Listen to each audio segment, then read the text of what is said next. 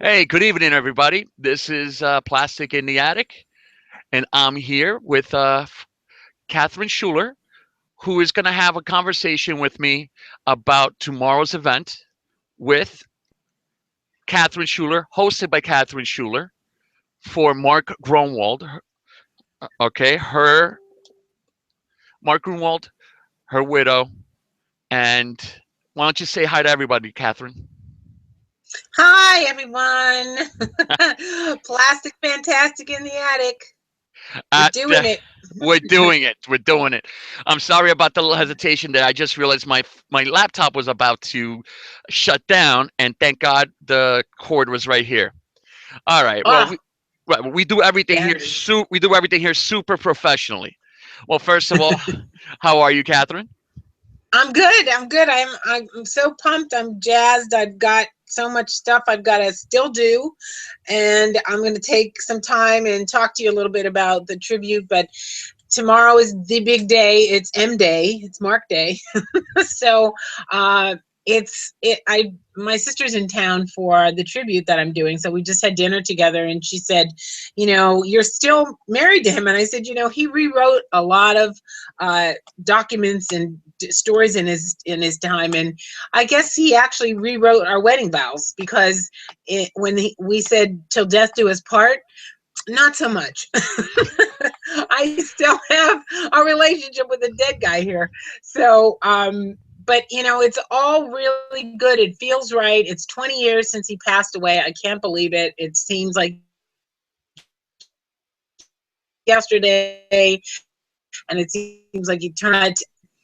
The reason where things were shifting, transformed, was a fan turned pro. It up to me to make sure his legacy was intact. I want to make sure that everyone understands the truth that this man had to his industry, and he totally left it better than he found it. Oh, absolutely. So tell us a little bit more about this tribute. What is it that you're preparing? Well, the tribute is the 20th anniversary of his passing. It's also Flag Day, which he Captain America from 1985 until 96, and it's Oh, what a his birthday. coincidence. So Oh, that's what he wow. said. He was born to write Captain America because it was close to Flag Day, a few days later, and he was Mark Eugene Grunwald and MEG group. So MEG, he was part of the whole family. It was coincidence, but at the same time, he always looked for those significant little universe would give you about what you're doing and why it's the right thing and why you're on. He informs me to this day, and he always told me that he does not get harmed. So he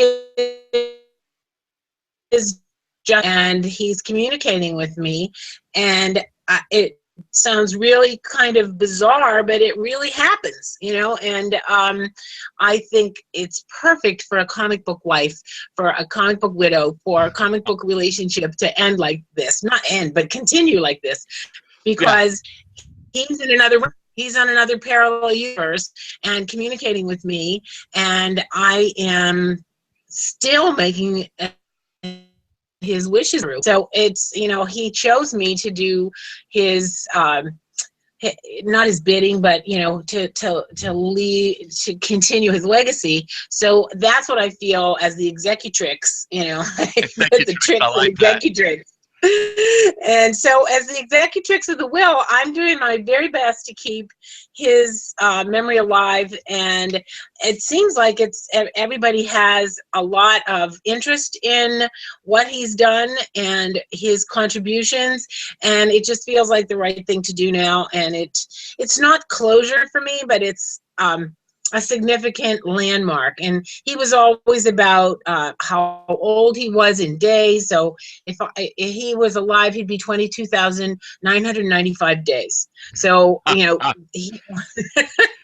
Well, he always would make those kind of things up, yes, that that's sounds like significant somebody to him. who's very, very particular, anal, nerdy. I can definitely appreciate that. Yes, exactly. Minutia was his middle name. So Eh, he loved that. He loved all that encyclopedic knowledge. He loved delving into it, and the word delve was exactly what he did. And he would research and cull and royal things over in his head, and he never knew what he was going to come up with. But you inform your mind and let the molecules take over, because the more you know about something, and then you really living it, you start thinking about things and you start thinking up things. And that's kind of what this tribute is, because I started it out as a party just to kind of commemorate that it's been 20 years. And then all of a sudden I'm at this casting and I meet Nicole Flores's cousin Leslie, and she's a huge comic book person. She gets Burning Guitars to donate this jacket that's a hand painted jacket with Captain America motif on it, and that started it. When I realized, oh my goodness, people really have an interest in him and also love Captain America, then it's kind of like Mark felt about his fans.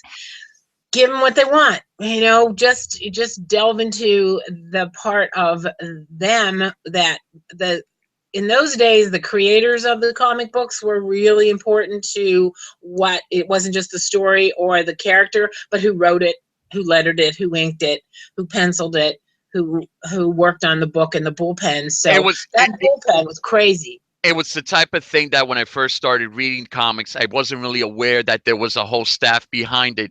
But once I really got Yeah, into the lore and into the stories, and I started to recognize the same names in the credits in the opening, and even with I mean, you first start with the art, who's drawing this, and then you start realizing, you know what, these stories are really good. All right, and Grunwald stories were ones that stuck with me, have always stuck with me, and have been and were some of the greatest ones from back in my youth when I would back in those days of Captain America. He took the character, and he went into a lot of great places. He took everything away from him to yeah, show what a great character he is with nothing.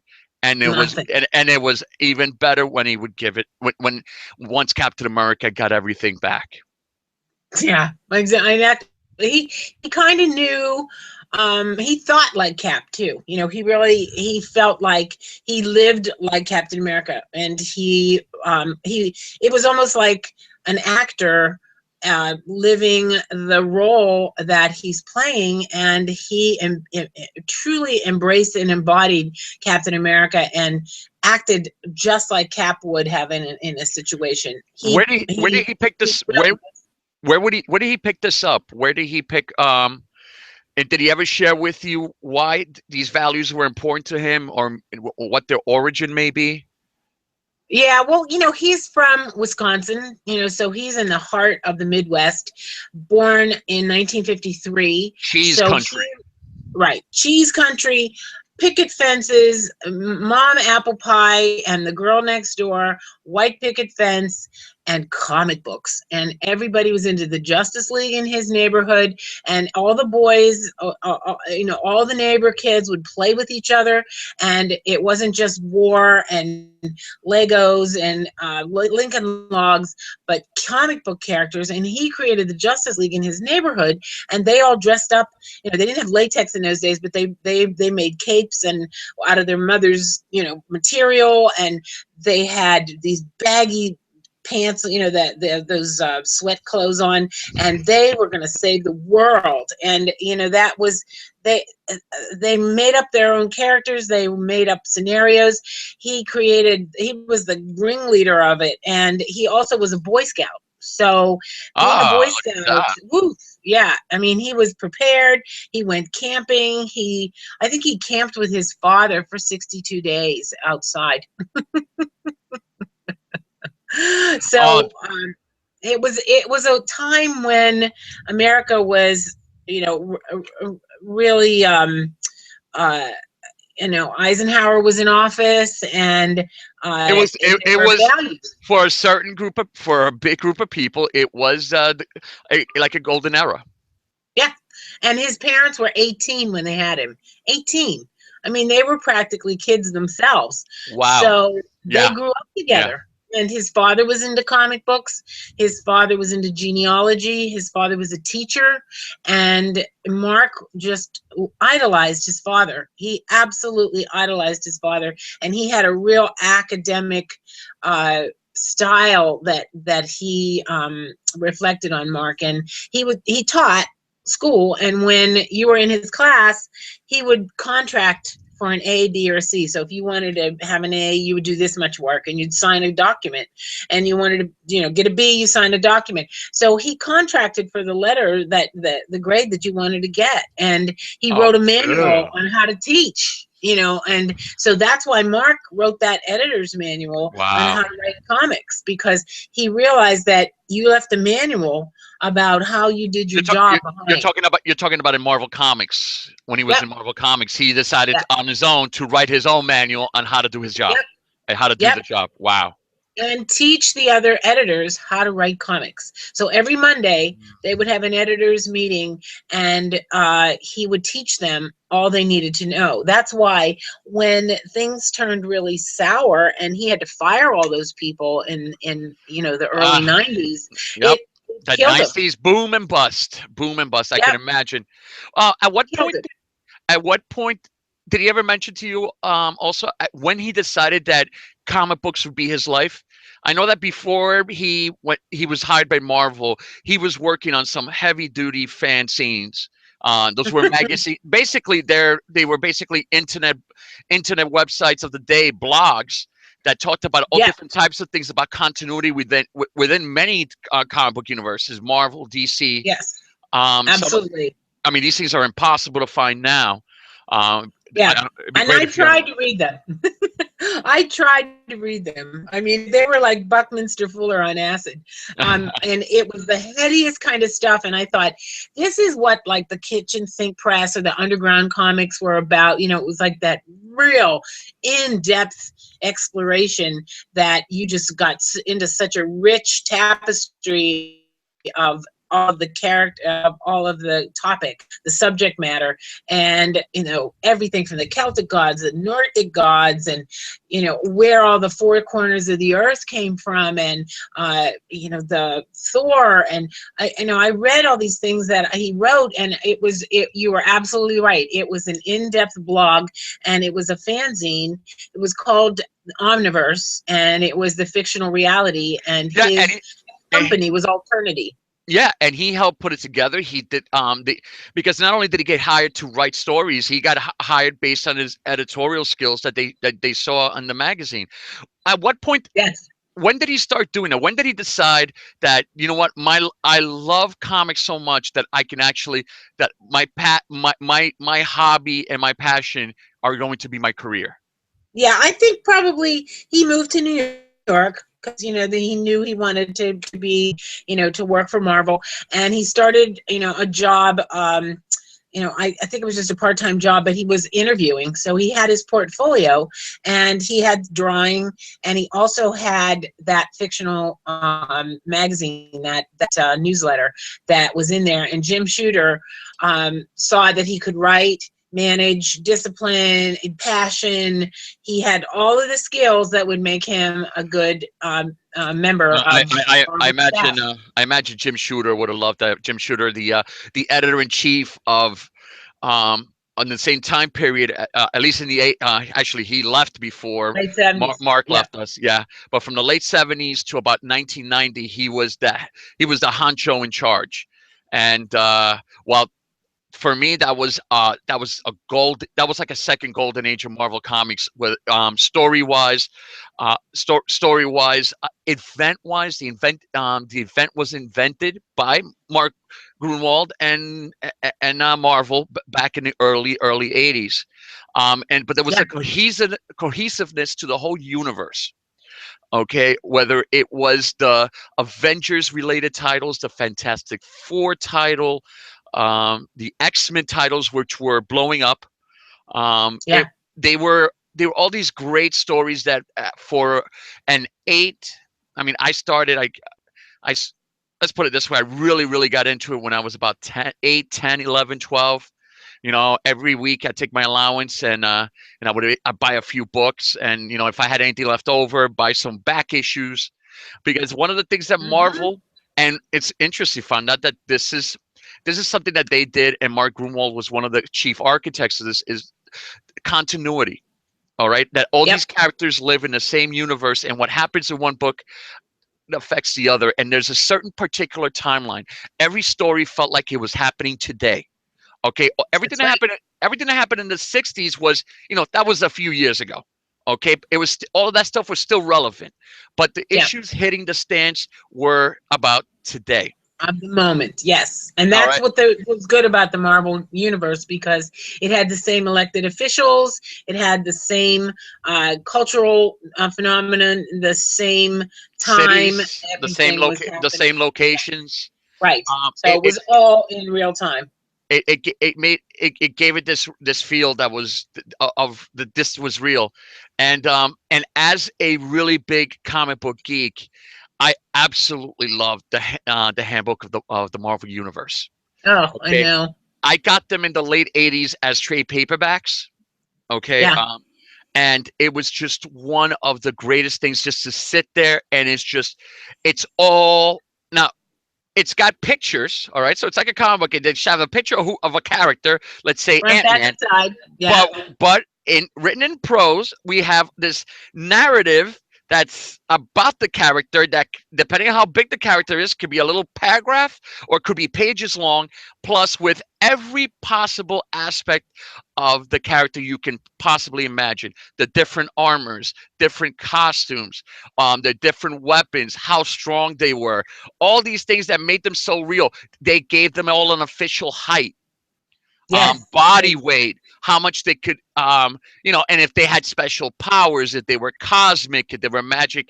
It was this kind of stuff that was crazy, and it included almost, I think, every single character up to that point. Well, There was no character minute enough not to show up. exactly. And that he felt helped the fans appreciate the writing, because if you knew all the backstory and then you would explore that character in the story, you would appreciate them so much, because you could see why they were doing what they were doing, because they had all these characteristics that they had to pay attention to. So it was really his manual for each character too. Yeah, If you think about it, it was like yeah, the rule book for that character. You know what the constructs were that you had to write from. And he respected the fans, he respected the art form, and he respected the people who were creating it too. And he expected everybody to raise the bar. He said it wasn't just about absolutely. comic books weren't for youth decay. It was modern mythology. So, That's treated as an exactly what it academic is. institution. Yeah. And he Um, treated it and very, very respectfully. he did, but he treated it like Joe DiMaggio said, every day you're out there, there's somebody new. Joe DiMaggio used to always would say that he would play the hardest every single he would play so hard every single time out, no matter how long he had been in the league, no matter how sure that out at first was going to be, because it was always somebody's first game. And Yeah. his comics, I love the fact that even though there was a lot of continuity, they had these references to things in the past.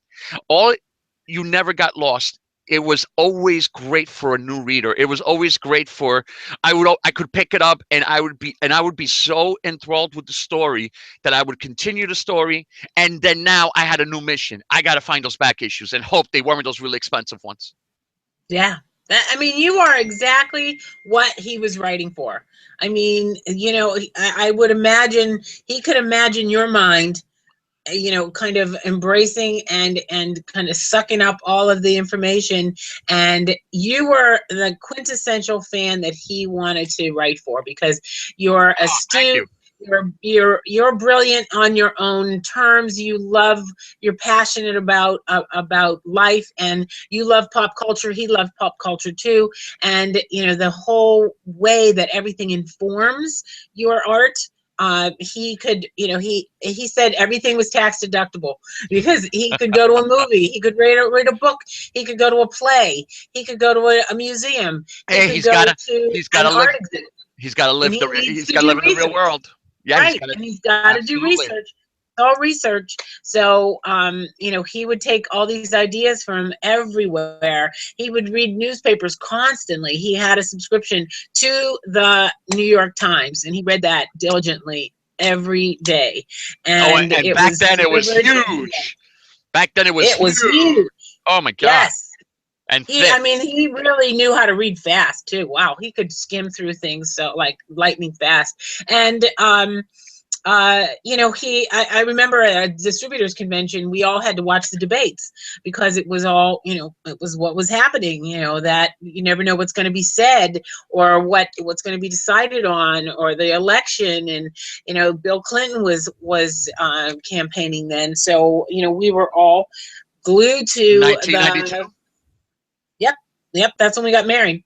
And so we went on our honeymoon to Puerto Rico first to the distributors convention. Marvel used to do this thing with the mom and pop comic book stores and take them on a distributors convention that was an all expense paid retreat on Scottsdale or Puerto Rico or Bahamas, whatever. Fly Wow. them down there.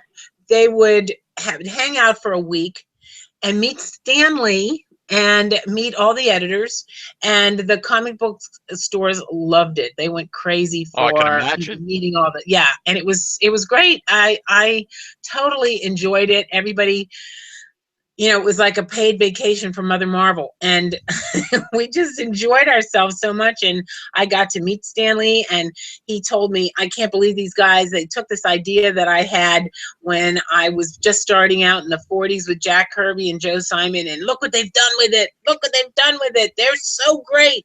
And I thought he was just such a great guy. He had so much passion and heart and drive and enthusiasm, and it just oozed out of him. I mean, he was probably in his 65, something like that, mid 60s. So he was still like, a really handsome man, very tan, very, kind of, Orange you know, tan or natural tan? natural tan. Yeah, Okay. right. It wasn't a George Hamilton type of thing.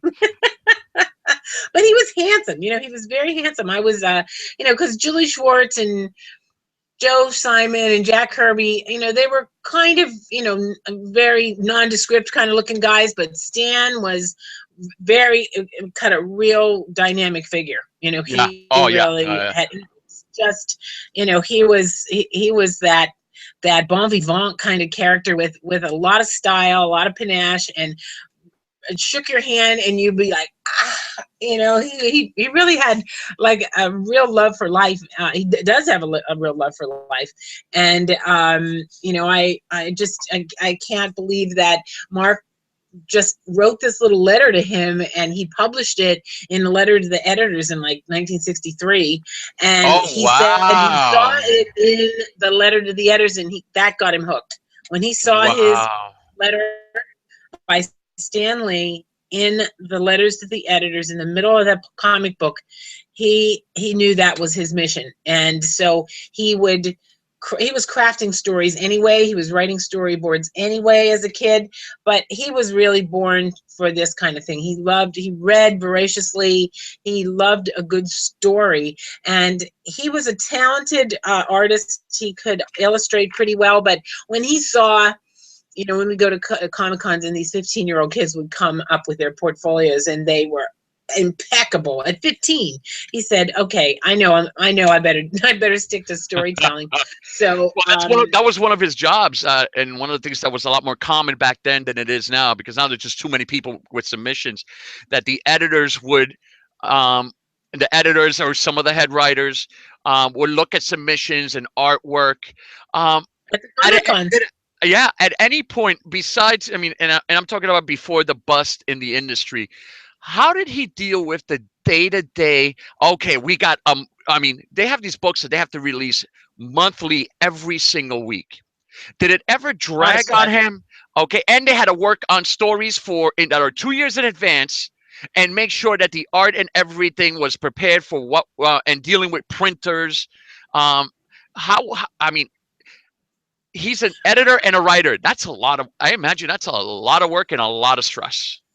Yeah, and when he came home from work, he put his writer's cap on, and when he was as a creative suit, he could write the rules and the regulations and the administration tactics for Marvel, and then in the evening come home and write the comic books. And that was like a release for him, because he didn't really like the corporate kind of restraining atmosphere, but it was really good in the 80s, because if you can imagine like the comic book world and how anarchistic it was, like a National Lampoon kind of environment, he was right at the helm of it. So he was like he was the morale, laundry and morale, and he wanted everybody to show up for work and have a lot of fun doing it. So yeah, it was a lot of work. I mean, being married to him was a lot of work too. And for some reason, it was the way you showed him that you loved him, and you fell in love with him as a person, and he was so engaging, and he just made you a better person. He made you want to do something. I remember we had a Halloween party, and he gave me this poster board, and he gave me a bunch of red peppers and said, make a devil's face out of this red peppers. And I said, I don't even know how to draw a devil's face. And the next thing I know, I have olives for the black eyes, Oh my and God. eggs for the whites of the eyes, and this whole devil's head came together with this red pepper. And I was like, he made me into an artist. I don't even know what the heck I was doing, but you just couldn't disappoint him. He would just give it to you and walk away and say, I'm going to You come know what? back and I'm That going to that is a sign of a good leader. He knows how to delegate responsibility. There's and a don't there's a disappoint warm me. don't disappoint. There's a warm body. You're gonna do this. Well, Yeah, I and wanted to like, ask get you. into it. I wanted to ask you. Before meeting Mark, what was your relationship with comics? Were you aware of comics? Were you aware of Marvel? I mean, how aware of the Marvel universe and comic books and superheroes were you? Yeah, not very. I mean, it was one of those things where I think my brother read it, but I was more into design and fashion and sewing and magazines and Barbies. So that was my thing, as I really loved that, and I would. I would have makeover stands for people instead of lemonade stands. So I was always into the fashion and beauty aspect of it. Yeah, And then I met him, and he was like, yeah, this is a $17 billion industry that nobody knows about. yeah, And yeah. it That's was what it was. very true, because everybody would read a comic book as a kid, and they, were, it was one of those like underground kind of things. And I thought, yeah. And I went down for this interview for She-Hulk, because I was a plus size model, and they wanted like big women. So we went down, all of the agency went down, and we had our pictures taken, and we had to pose. It was so funny. I said, oh Absolutely. my God, Bev Francis. And he said, well, you'd be better for the role of the Enchantress. And I thought, well, that's a pickup line from a comic book guy if there ever was one. But I Oh, that's just, great. I really appreciated the art form and the artistry, and to know him immediately. You saw how incredibly engaged and uh, interested he was in his work. And that those are the kind of guys I like to date, because you don't have to be anything for them. All you have to do is supplement and kind of encourage, support, and little that I know, be involved in some of the aspects of what they do. But you don't have to provide any impetus for them to get up in the morning and want to face the world. That's And incredible. he Yeah, was that's really passion. That's passion. right. And he loved his daughter, he loved me, but we were all part of his universe, and then there was the work universe, and he respected the fact that everybody had to work together, like the characters had to get along in the Marvel to him. He didn't see, and the more engaged he could get, the more he could make you that story ideas for me. Well, actually, speaking of which, something that I find pretty interesting is the parallels. Now, the parallels between you and your life and him and his life. Um, what what did you? I hear that you had the passion with the dolls and the makeover. So, how did that translate into what you did then and do now? Well, I kind of do the same thing that I used to do as a little kid, is that I wanted to make everybody feel like they were a superstar, like a glamazon. And I wanted everybody, because a lot of my friends' parents and moms would tell them they were ugly, and Oh, that they were, that moms are very, very competitive with their daughters, and I would say, no, your freckles are beautiful, and I wanted to boost their self-esteem. I wanted to, like, make them realize that don't get down on yourself, because the top of your game, then you can get out and conquer the world. So my mom was always, stand on your own 2 feet, get out there. Images matters to the way you present yourself to the world, and people will treat you a certain way if you look a certain way. So I was always into fashion as an expression, as self-expression. But because I was a little larger than everybody else, the world treated a plus size model and like a second. I came into the industry much like Mark when he came in to the comic book industry. We had a lot of work to do to kind of tidy things up, and I thought, this is perfect, because I don't have to and change change who and I change. am. Yeah, but you wanted to change perceptions, people's Exactly. perceptions, which is, I'm telling Exactly. you, what they did with the comic books. Right. That's Leave that's the world better than you found it. Leave absolutely. your industry better than you found it. And So so that's kind of what I did. when you guys met, you were kindred spirits. I mean, Yeah. different career paths, I but know. but I you was, guys were but you guys were in the same type of trenches. right. Maybe And not I had fighting the same war, but you guys were definitely allies in this war. comedy group. He had a comedy group, so we were united by comedy, because we both loved to laugh, and he had a killer sense of humor. We both loved Spinal Tap. We both loved Monty Python. We both loved Steve Martin. We Wow. both loved When you Albert say Brooks. You know, comedy group, how did you guys? What was the comedy group like? Was it an improv? Was it something in your living room? Was it something you would go to an acting school?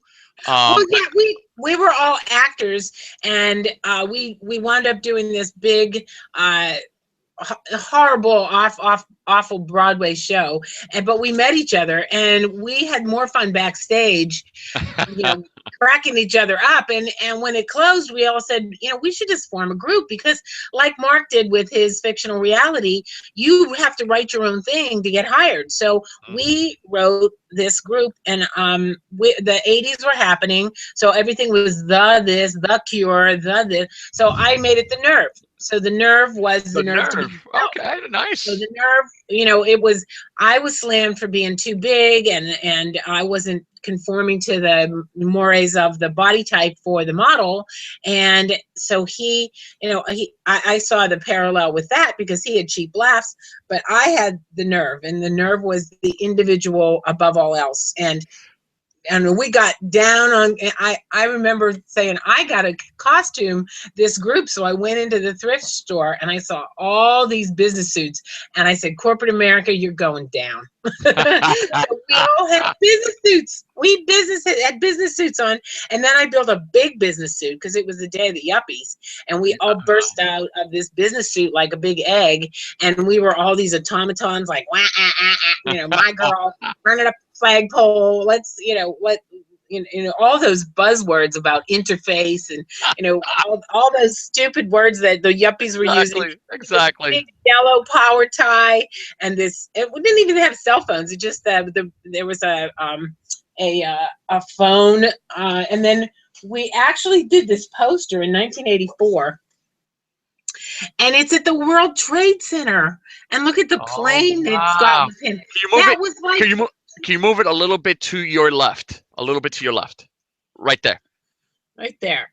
So there I am right there. That's me. And then there's three guys, and I had it made like uh, there's the people fleeing, a Ah, crowd flees in Godzilla. panic. Yes. Yes. Godzilla, exactly. So there's the nerve, and it's shock, but look at that plane and the World Trade Centers. And Yeah. it It's was just like, yeah. what? This was 1983. It was just so Great. I mean, it definitely looks of the time, and but that is an awesome poster you guys put I together. know, I know. So we wrote, directed, starred, and costumed it, and did the whole thing ourselves. And then, Mark was the same way, and he had a lot of ideas about. He could write songs. He played guitar. I played violin. So we had the music aspect and the comedy aspect. So we were just like big kids playing together. It was just, it was an awesome marriage of the minds. And he made me feel really smart, and he made me feel really creative. I never felt like I had to dumb it down for him. He took every idea that I came up with and went with it and Oh, said, that's a great idea. Ah, so that's you were so awesome. so you weren't just the trophy wife, is that it? Exactly. I mean, he was old enough by that time to know what he wanted, and if I got in his way, I mean, he knew he had to write, and he was going to write, and he would see me when he could see me, and I would have to entertain myself. So I never, it wasn't like, oh, you're gonna have to write that stupid comic book. No, I never did that. I never did that. I would always entertain myself. We'd come together. He was very disciplined. He knew he would know when he was going to end. He ended it. I mean, this guy was he was a powerhouse in terms of organizational skills. I mean, his mind was, he really, if he wanted to relax, he would organize a shelf. I loved him because I knew he was having writer's block because I'd come in and everything was all organized. It was like, who does that? It's so great. It's like, oh my God, the cereal boxes were all lined up. That makes sense. I do things like that when I want to avoid something. So Yeah. you get yourself focused on something completely different. But I can see how that could work with writer's block. Just clear the mind. Clear the Yep. mind. Yep, and focus on something else. Just, allow it to sit. Don't panic. Something will come up, all in due time. The creative process, his father has this little kanji character that's chaos. So out of Yeah. creativity comes chaos. Chaos is the beginning of creativity. So you always have to remind yourself that you're feeling, like I am feeling right now about this tribute, is like, oh my God, is it all going to come together? But we've prepared as much as we can.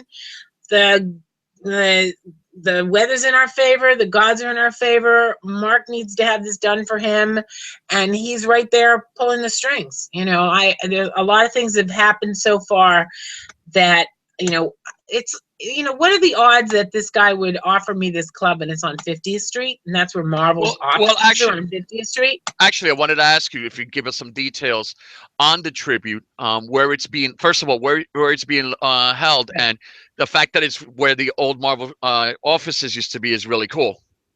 Well, it's down the street from the current offices. So Ah, Marvel's at 135 West 50th Street, and Space Ibiza is 637 West 50th Street. So it's very west. It's on the West Side Highway between 11th and 12th, but it's a 20,000 square foot space, and we're going to have an industry panel from 6 to 8 with Tom Brefort's going to be on it, Carl Potts, Tom DeFalco, Walt wow, Simonson, wow, Elliot Brown, all these people that oh work with wow, Mark. all We're going to all of sit all of, around and talk all about of the the old great days, creators. Yeah, right?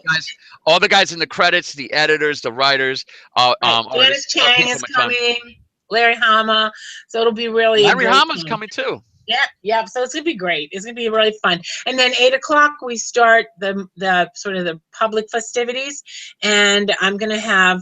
Um, I don't know if some of your fans remember that I did the Ashes in the comic book with Squadron Supreme. Well, let me So just for anybody who does who's not aware, the first 5,000 copies of I think basically the first reprinting of Mark Gruenwald's classic Squadron Supreme 12 issue maxi series that took place in in its own continuity in its own universe, was reprinted after he passed away. Um, with his ashes in the ink. Was yeah, very difficult to find. I unfortunately my copy is a reprint. It's not the original. he the morning that he passed away, I came back and I opened up the will and it said I want to be cremated and my ashes put into a comic book. So I told Marvel that, and then when they said, well, let's put him into the this poster about the Marvel universe, and I was like, okay. And then I thought, no, you're like, no, he said comic book.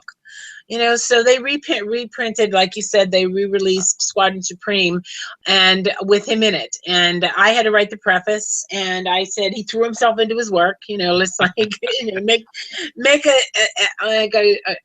true comic book widow would, with a sense of humor, would do. And so. And then they wanted to do another because it sold so well. And I went to the warehouse and I couldn't find the urn. And I knew I had left it there, but Wow. I thought maybe he doesn't want to go into, like, we don't have vats of this guy sitting around. So maybe, his wish was fulfilled. And then I went back and I found the urn and it was like, what? So 20 years later, what I'm going to do, because it's now illegal to put human remains in a comic book, and the plant is no longer in Connecticut, it's in China.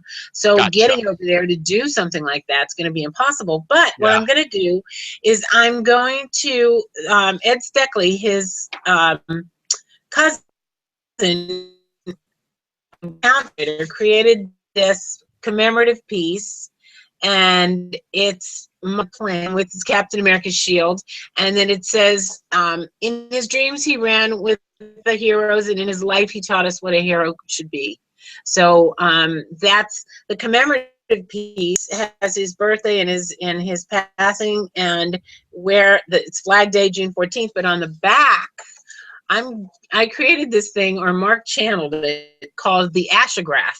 So in this space right here, I'm going to stamp his autograph, and it says MEG Ashograph cremains, and here's a seal, and I'm going to sign it with the date and my initials on it.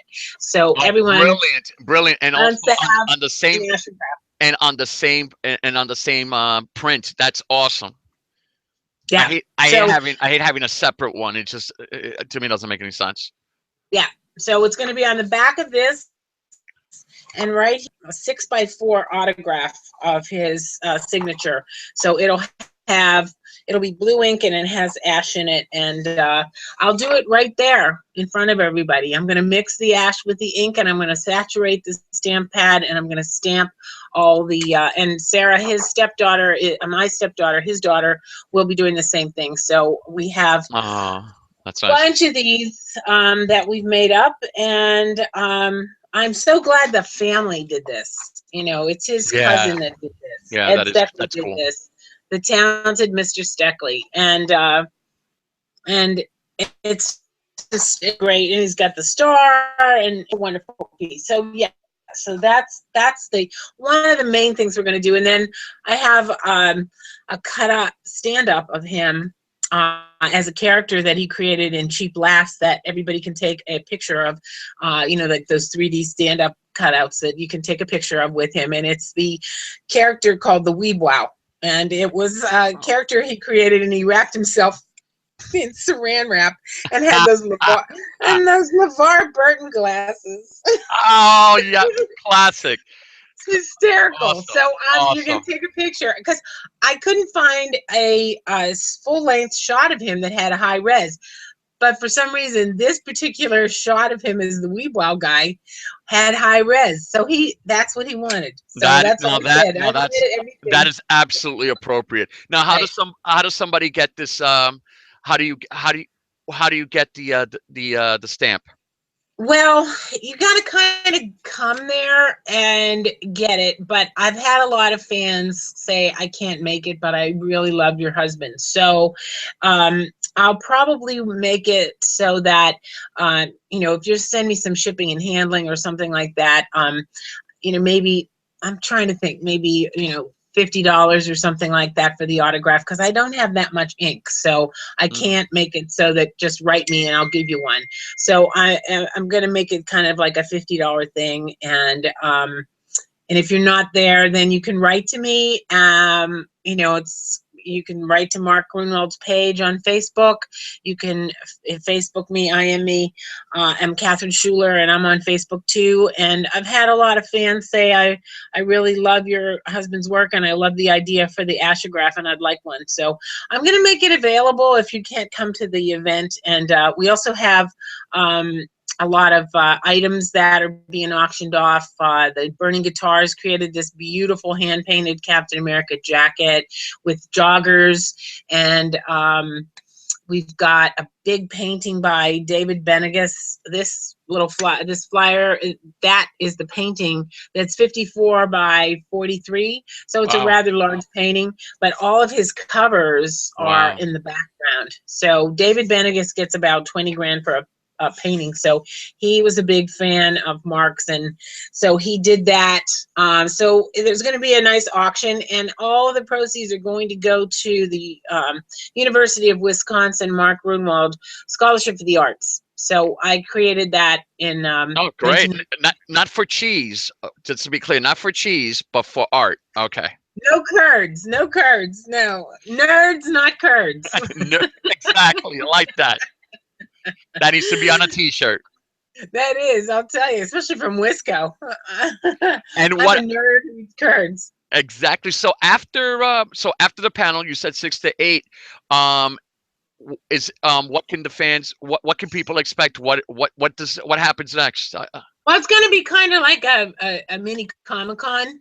I mean, people are going to be dressed up in costume. Uh, they're going to be wearing their best red, white, and blue. We're going to have Uncle Sam. We're going to have Betsy Ross. We're going to have a Moon Man with a flag. So all the different aspects of flags will be wandering around, red, white, and blue. We're going to have a dancer doing a beautiful tribute to Mark, and she's doing it to Two Steps from Hell to Hell. And it's the battle cry, victory battle cry. It's a gorgeous piece, and it's really epic and dramatic, and Okay.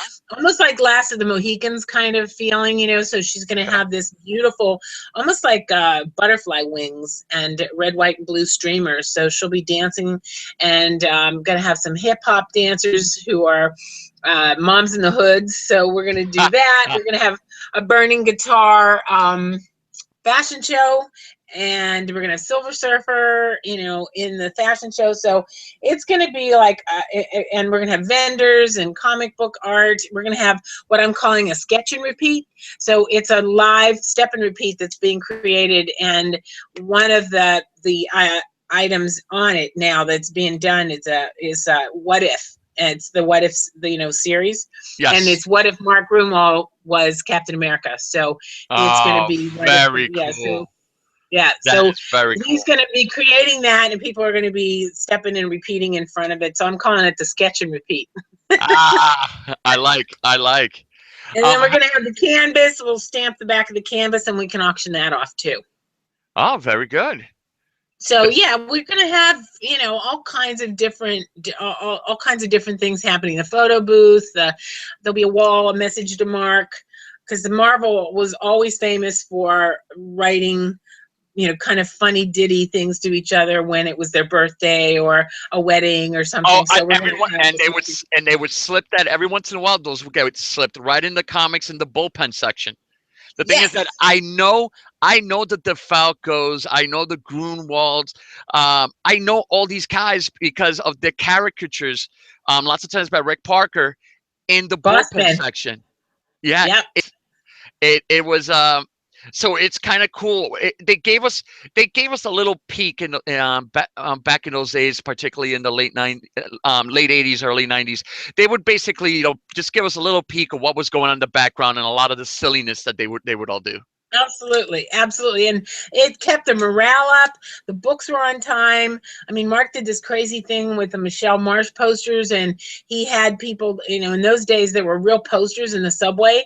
So he started to take Michelle Marsh posters for some reason, and he put them in his office, and then he started to pay people to take Michelle Marsh posters and bring them in. So pretty soon he decorated all of his entire office, drawers, ceiling, tiles, Oh my inside, god. everything, lamps, everything Oh my had god. Michelle Marsh. And then one day the posters had to come down, and it was M Day. So they dressed up as Ghostbusters, and they disassembled all of the posters, and they cut the face out, and they went into a room and they filmed it, and it was the planet of the Michelle Martians. She was just some stupid Oh my broadcaster. god. Oh And my page god. 6 actually said, somebody's stealing an awful lot of Michelle Marsh posters from the Oh, subway. the New York Post, page Yes, 6. Oh my yes. god. So somebody knew that, somebody noticed that a lot of these posters were, but that was so ingenious of him to think up that, um, that game. It was an ongoing game for a year. And people would come in and he'd give them $1 for their poster, and then they'd find a place to put it, and everybody was engaged. That made you want to show up for work. I mean, that was, what better morale than that. And it was silly, and you were in on the whole joke. Everybody was in on it. Was just, I just can't It, believe it what really a, it really uh, makes me sad that he had to go through the whole um venture capitalist takeover of Marvel, and terrible. It's that whole boom of just absolutely. coming up just printing comic books because it was printing money. I Yeah. was wrapped up in that. I remember buying multiple copies of of issues that they came out. I could only do that for 2 or 3 weeks until I realized I can't do this anymore. But everybody did it, and it watered down the product, and a lot of it, you could tell a lot of it came from on top down. That was Yep. not that was not that was not the Marvel that was not the Marvel that I knew. That's right. And that's exactly what they were criticized for. And, it was not, that was not the way to win fans over. And Mark was really pissed about that. And then they would come to him and say, oh, we need you to work on morale. Oh, really? I mean, Mark, worked on morale like you and I breathe. You don't trash something and then say, oh, fix it. So it really, and it was a bad time. His parents weren't all that well physically. Marvel was in decline. They took Cap away from him. He didn't, in July of 95, I think he stopped Wow. writing it. And it was 96 or 95, because it was shortly thereafter that he passed away. So I think, he really suffered from internalizing everything, and he never showed it, and he kept it all inside, and he never wanted to show me how very, very sad he was about everything. So I Imagine. really, and my father, and he and I just said, the bean counters got him. They broke his heart. They broke him. They broke his spirit. And we had a long hallway down to the bathroom from the front of the apartment, and he would come every morning. He'd come flying down there and give me a big kiss. I'll see you later. I'm going to work. And like the last year, he was just shuffling down. He just barely, and he would just bye. And You know I what? thought, oh, But you know what? oh, They could. The one thing, the most important thing that they couldn't take away was his legacy. yeah, yeah, All right. They did because it to he had done that themselves. work up to that point. They did it to themselves. They did it to the industry. And bottom line is, they all had to jump out. They all had, all of those guys had to leave. And at the end of the Yeah, day, it was left better. It became better than what it was.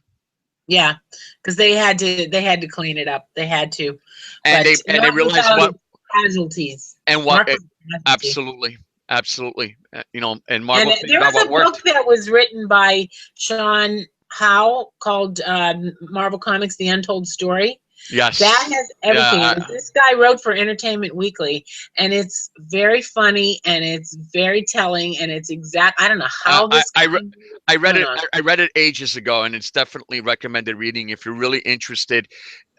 Particularly somebody like me who grew up in that era and saw all these things happening, but from the retailer side, from the comic book side, and trying and seeing all these things happen, and then all the rumors, and the comic book industry almost Marvel almost completely, or should I say, the powers that be at Marvel almost completely ruined the comic book industry as a whole. Absolutely. Wasn't that Okay. awful? Yeah, Yeah. because they destroyed it from the creative side to the distribution side. Yep. They decided to go into distribution with another company who had no idea what they were doing, and they Nope. couldn't get and it was a monopoly. So it wasn't just Marvel Comics; it was all comics that that they were in charge of. It was it was definitely definitely interesting time. But Dark days. but Yeah. but Catherine, we're here. We're gonna get together tomorrow to play tribute Mhm. to the good days. And he Yeah. fought, and he did the best that he could until the end. Yeah. Galactic Storm was an awesome crossover in the early '90s. He a He lot of created the crossover. I mean, he was hey, the guy who champion created the crossover. contest of the champions. Yeah. Okay, that That came was the out. first idea. I would say that came out about 2 years before Secret Wars. Yeah. Okay, Yep. so Yep. huge contributions to the comic book industry by Mark Gruenwald, huge contributions to Captain America, I and it's know. and it sounds like I would have this is somebody I would have loved to meet because it looks like he made huge contributions to the people and the lives that he touched. Oh my God, you would have loved him. Yeah, I mean, he would have. You would have been his kind of guy. Um, he was, he had a hard time with some of my friends who I brought around who really were into comic books, and he kind of he liked me because I was not a comic book person, and You I weren't didn't have judgmental. any. You weren't judgmental, right? I had no axe to grind. He couldn't do anything for my career. I wasn't trying to get ahead. But I have this wonderful list that Peter Sanderson compiled. That's all of the characters and concepts that were created for Marvel by Mark. And it's everything from Aida to Alioth, Americop, uh, Crossbones, Cottonmouth, Dead Ringer, Dead Adder. It's this entire list. Well, I can't even believe it. Cottonmouth Death Adder were part of one of the coolest villain groups. This is Cottonmouth right here, folks, in There plastic. you go. Serpent Ah! Society. Serpent Society. Love That's that. it, Serpent Society. Yep. And all the stuff that he is Bushmaster, Oh my Alessandro God. Panic, Blue Wow. Marvel, Bloodstain, Blitz, Death Urge, Demolition Man, Diamondback. Well, no, we know her. She's going to be there, Demolition Man. Oh, Diamondback was one of the what's Secret Society. Oh, but Demolition Man, D Man, love D Man. right? Black Mamba, Blazing Skull, Madcap. I love Madcap. Power Wow. Princess, her Ice Princess, Impala, Grapplers, Glom, Geometer. Free Spirit was actually after my niece. She came and stayed with us for about 8 weeks, and he created a character about her. Oh, that's awesome. So I thought he was just such a great guy. Inertia, Infinity, Institute of Evil, Jack Flag, Rock Python Wrestler, Scourge. Okay, come on, Scourge. Okay, Scourge storyline was one of the awesomest. Okay, what he Yeah, did with the Scourge storyline was a thing of legends in in the Marvel universe. That yeah. storyline was 85. one of what was a first. 85. That storyline was a first. It was shocking to say the least. Yeah, Screaming Mimi, Screaming Mimi, she's now Serpent Songbird and Society. not part. There you go. Now she's part of Mockingbird. Thunderbirds. I mean Yep, Thunderbolts. yep. Sidewinder, Shape, Shamrock, Shadow Woman, Serpent Squad, Sith. Oh my God, it goes on and on. That he had. Crossbones, of course, Crossbones. I So mean, he had a huge impact with the Captain America comics and the Marvel comics in general. yeah, I mean, and that and was like I said, people can, we can debate. I could debate this with a lot of people, but I really think the '80s were one of was the what was an amazing, majestic era for comic books. You know, Yeah. it happens to be the ones as a kid, so sometimes there might be the veil of nostalgia might be there, but the scope of what they were able to accomplish, how they were able to market these books but not sell out. Okay, and they were their own masters. I mean, they had to deal with Jim Shooter, but overall, overall, what they added, all the things that we take for granted now in the movies, a lot of that. I mean, obviously, you have what Stan Lee created originally, so obviously that's the base. But Yeah, a he's lot the of this, architect. Yeah. but yes, but a lot of the concepts moving forward, '80s Marvels. Yep. And I'm so glad that you know all that. That's why I'm doing that with you, because it's just like this. I'm so glad to have met you, and it just reinforces Likewise, likewise. me, Oh, my legacy that I have to do this for, because it was like, why am I doing this?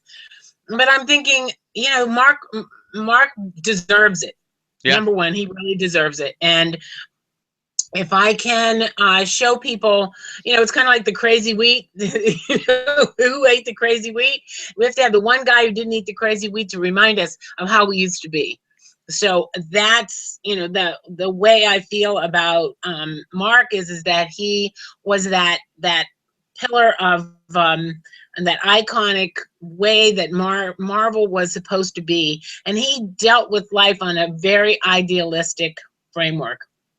He was an idealist, and he had integrity, nobility, idealism. He was a true hero, the way he operated in his life too. So that's why I think he wasn't a phony writing about it. He lived it. He was it.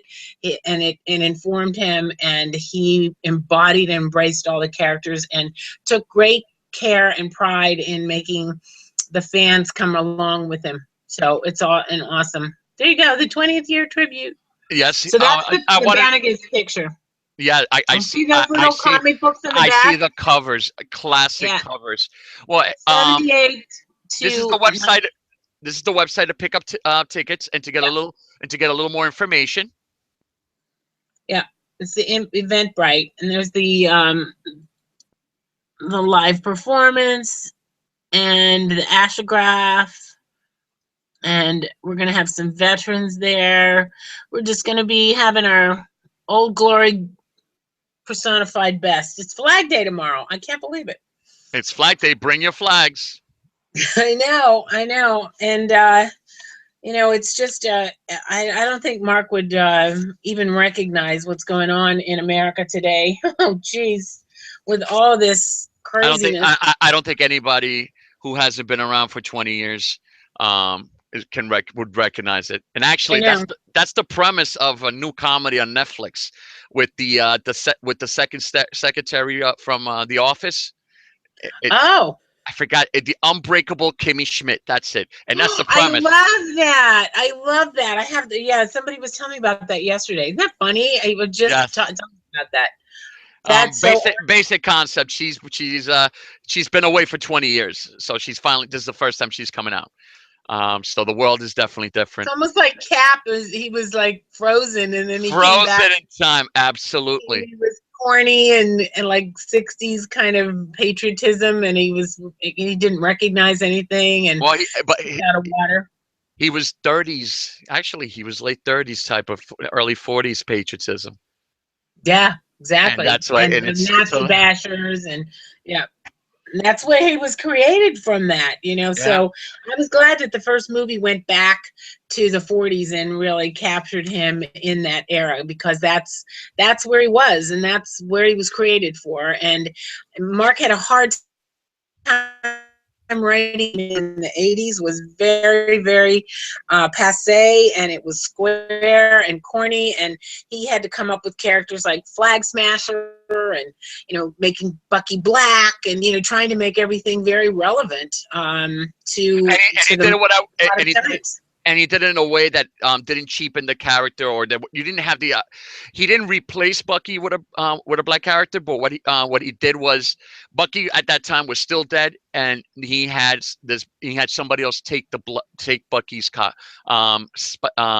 his sidekick, Yeah. and that was. And It just happened to I be. remember I remember when that happened. It was part of a really cool run. Part of a really cool Yeah. run. And it was, there was a lot of racism going on in America, and so he wanted to make a statement about that. And Flag Smasher represented that, all that establishment sentiment.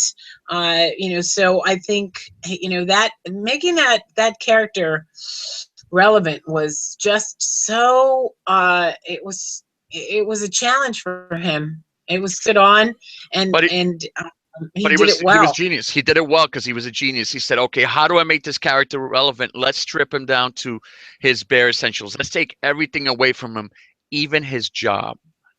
He would not become this is 1980s, and Red Skull behind the scenes manipulated it so Ronald Reagan gives Captain America an ultimatum. He has to become a government agent, a government lapdog, Yep. or he would have to turn in his costume, his uniform. And he turned in his uniform because deep down, it's about his ideals and it's about the people, not about the government. Yep. It was about America. So he did a great. Mark Gruenwald did a great That was job with that. Mark too. Mark felt like that too. So he embodied it. He lived it, and he just through his channel. And like I said, he was Captain America, and I'm more than happy to speak on his behalf and to keep that idealism alive, because where are we without this hope? Where are we without Absolutely, American absolutely, and we greatness? see that in the new, and we get that in the new Captain America movies. Okay, well, Yeah, I mean, yeah. I look forward to this event tomorrow. I know. Me I look too. forward to the panel.